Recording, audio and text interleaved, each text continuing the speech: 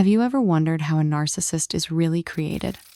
Why some people grow up kind and empathetic while others build walls of ego, control, and entitlement? There's a quote from former FBI profiler Jim Clemente that explains it perfectly. Genetics load the gun. Personality and psychology aim it, and life experiences pull the trigger. In this video, we'll explore how narcissism forms, how genes, psychology, and life experiences intertwine. And most importantly, how understanding this helps us break the cycle and heal. It all begins with genetics, our biological blueprint. If your parents have certain personality traits, confidence, anxiety, emotional detachment, or perfectionism, you might naturally inherit pieces of them too. Our genetics influence temperament, sensitivity, and how we react to stress. But genetics aren't destiny. They simply load the gun. Think of them as the foundation, not the finished story. With empathy and emotional safety, those same inherited traits can become strengths. Without it, they can turn into defenses. The genetic blueprint may set the stage, but what happens next? The shaping, the aiming, comes from childhood experiences. This is where the aiming begins.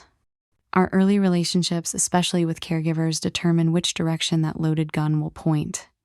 When love feels conditional, when affection depends on behavior or achievement, the child learns that love must be earned. When they face unrealistic expectations, constant comparison, or emotional neglect, they start adjusting their aim toward control, perfectionism, or emotional withdrawal, anything that keeps them safe. Many parents, especially in cultures that emphasize success and family pride, believe comparison motivates. But what the child hears is, "You're never enough."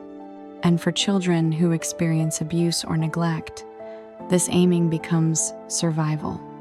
If love feels unsafe, they turn inward, focusing on themselves to fill the emptiness.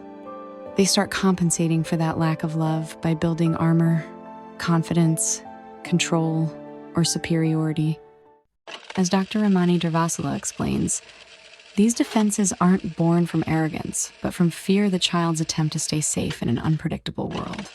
So while genetics may load the gun, psychology aims at teaching the child how to survive, even if that means closing their heart. In families where one or both parents are narcissistic, that aim becomes even more distorted. The household revolves around the parent's ego, not the child's needs. Roles are assigned. One becomes the golden child, adored and idealized, the perfect reflection of the parent's pride. The other becomes the scapegoat, blamed for everything and made to carry the family's pain. These roles teach the children opposite lessons. The golden child learns to aim toward perfection and approval, while the scapegoat aims toward guilt and self-doubt. Both grow up disconnected from their true self, trapped in roles they never chose.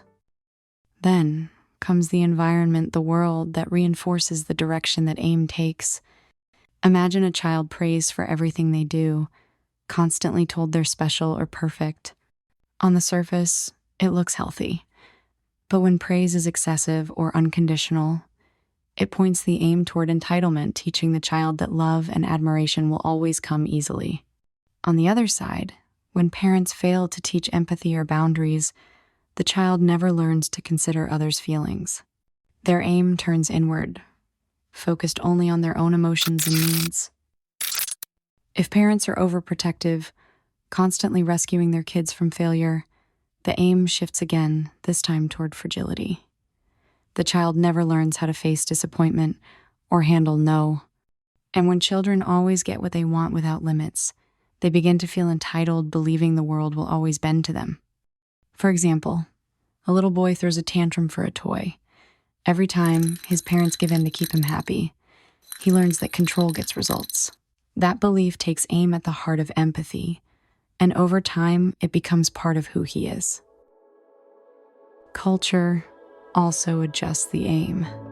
In societies that celebrate competition and uniqueness, children are often taught to stand out, not to connect. When success and reputation are praised more than humility or kindness, children start believing their value comes from achievement, not character. The cultural message becomes clear: be the best, be admired, don't show weakness. That mindset reinforces the narcissistic aim toward validation, appearance, and status, instead of empathy, authenticity, and connection. And in today's world, social media can become the trigger that fires what was already aimed long ago. Platforms built around likes and followers reward image over substance. Something as simple as a photo getting likes can become a quick hit of approval, momentary, satisfying, but temporary. For those already trained to equate attention with love, that small rush becomes addictive. But it's important to remember, social media doesn't create narcissism. It simply pulls the trigger, amplifying patterns that began in childhood. It turns the emotional aim of a fragile ego into public performance, and the need for love into a chase for validation. Children are like clay. They're molded by everything around them. Every word, reaction, and example shapes how they see love and connection. When they grow up with empathy, they aim toward compassion. When they grow up with neglect or control, they aim toward protection and self-focus. The early years determine how that emotional aim is set and whether the trigger ever gets pulled. How we mold our children today echoes in who they become tomorrow. When we understand how narcissism is created, something inside us shifts. We begin to see that behind the mask of arrogance or control is often a wounded child trying to feel safe. But awareness doesn't mean excusing the harm, it means choosing healing over blame. You can't change how someone else was raised, but you can change the cycle. You can teach your own children empathy, accountability, and resilience. Healing begins when we stop performing for love and start giving it to ourselves. Genetics may load the gun, psychology may aim it, but awareness and compassion can stop it from ever firing. Because true strength isn't found in control, it's found in empathy. And that's where real healing begins. If this message spoke to you, you're not alone. You deserve peace, clarity, and a life that feels like your own. Take your time, be gentle with yourself,